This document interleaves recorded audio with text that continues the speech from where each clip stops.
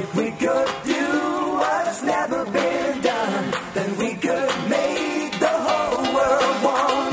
If we could end all the pain and strife, then we could live the impossible. I want to tell you that the face on Mars was completely justifiable from a number of point of views, and it has been obscured. So you can see around the face on Mars that there was a large body of water, presumably like an ocean, and that precisely 1.5 miles away from that would look very much like the geometric, organic elements of a city. Why would the platform have a face of a man in his 40s to 50s that had real strong bone structure if it wasn't an emperor of some kind who was maybe fairly militant who had it built to show him off? I mean, who else in a civilization would have something that big built for the public to see unless they were a dictator or a powerful war mogul or something of that sort? So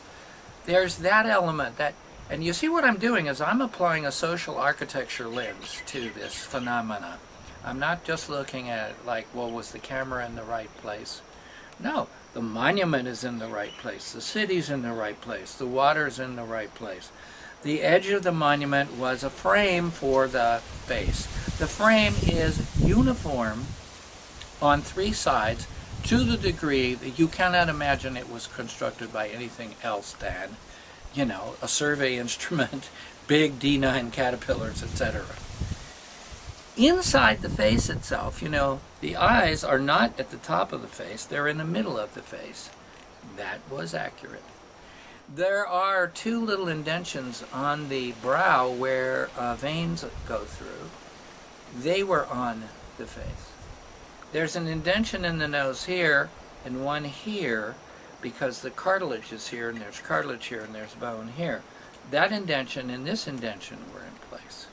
The general proportions of the face according to regular bone structure of a human skull, all of the indices were correct. So from an osteological point of view, the bone structure followed all the normal indices of a face like our face. So we have geographical reasons why it was there in relation to the sun. We have also geographical and social reasons why it was placed in the harbor of a big city.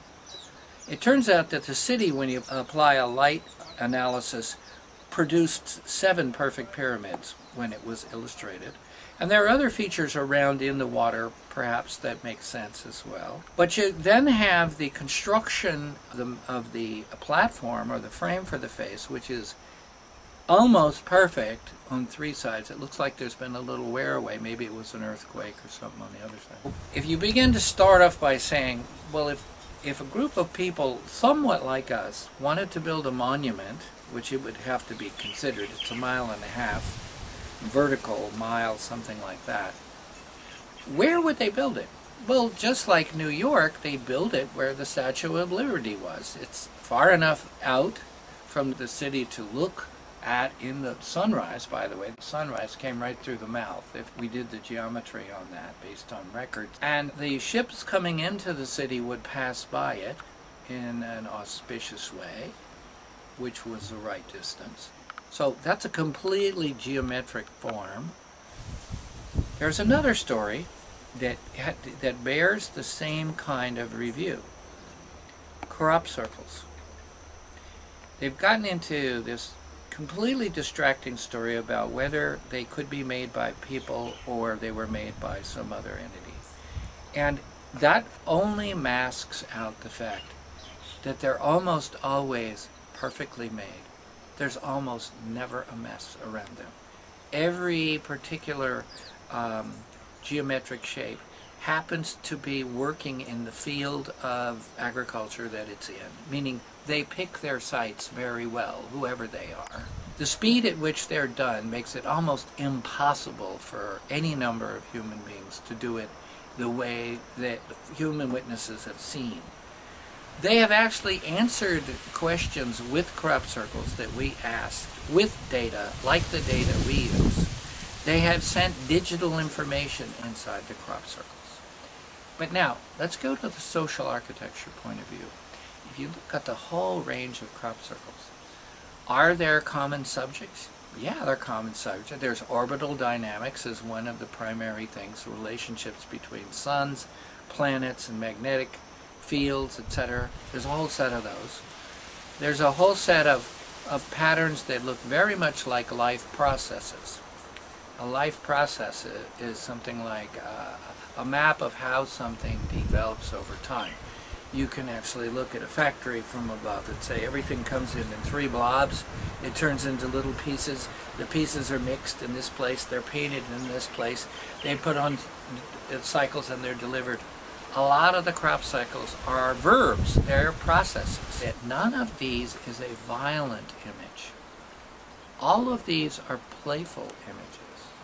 They're all intelligent images. They look like they should belong in the same book. They look like they were done by the same design team. They are purposefully done on the lands so that everybody can see them. They are visual language that anybody on planet Earth, no matter what their verbal language is, has an equal access to. So they are totally democratic images.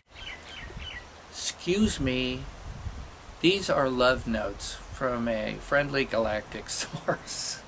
You know, it just say to people who say, don't speak to the extraterrestrials, you know, they've been watching too much Hollywood. Again, infinite evidence for me as a social architect and intelligence processing character. This is not of our hand. So here we are again. Are they real? Yes. Are they intelligent? Way more than we could imagine. Why aren't they talking to us?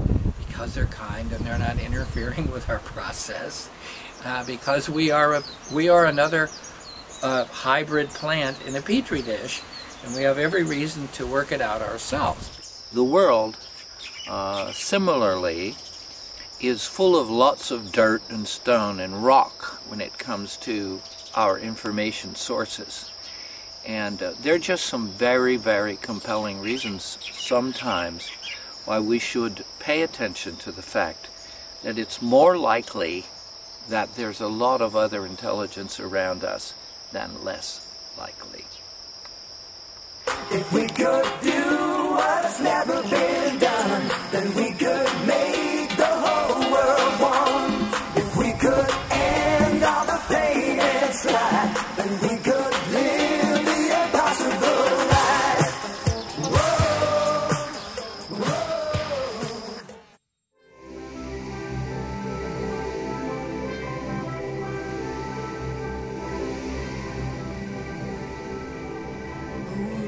Be so close to you, be so close to you.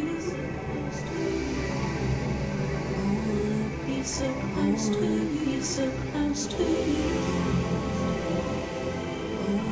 Be so close to you, be so close to you.